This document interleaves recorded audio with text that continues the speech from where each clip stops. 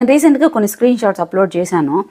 Help పేరుతోటి అమ్మాయిల nude pics లేదంటే వీడియో కాల్స్ ఎలా అడుగుతున్నారు అని చెప్పేసి, ఒక బిడ్డ బాగాలేకుంటే 1 month బిడ్డ బాగాలేకుంటే అనాథ అమ్మాయి ఎలాగ డబ్బులు అడిగింది, న్యూడ్ పిక్స్ ఎలా అడిగారు, మేము ఆ హాస్పిటల్కి బిడ్డను తీసుకెళ్లే లోపల బిడ్డ చచ్చిపోయిన విషయం ఇట్లాంటివన్నీ వీడియో పెట్టినాం, complete details ఇస్తామన్నాం.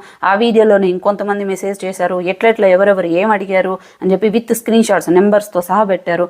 Clear cut details ఉన్నాయి. అలా పెట్టిన వాళ్ళకు కూడా కొంతమందికి మేము ఎడ్యుకేషన్ సపోర్ట్ మేమే చేస్తామని చెప్పాం.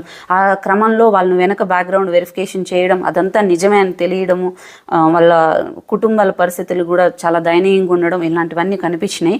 సో కంప్లీట్ వీడియో నేను యూట్యూబ్లో డాక్టర్ సిరీస్ వరల్డ్లో అప్లోడ్ చేశాను, చెక్ చేయండి. ఎందుకు నేను క్లియర్ కట్గా బాధితుల పేర్లు కూడా పెట్టట్లేదంటే, ఒకడు కమెంట్ పెట్టాడు వాటి కింద, వీళ్ళు ఏం తప్పు చేయకుండానే అక్కడి వరకు వెళ్ళారా వాడు అని చెప్పేసి, మీరు వ్యూస్ కోసం లైక్స్ కోసం చేస్తున్నారని.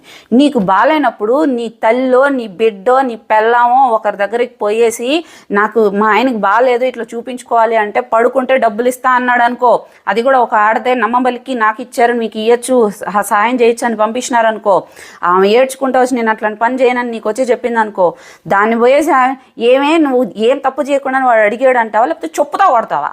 దీనికి కదా ఆడపిల్లలు బయటికి రానిది ప్రాబ్లం వస్తే.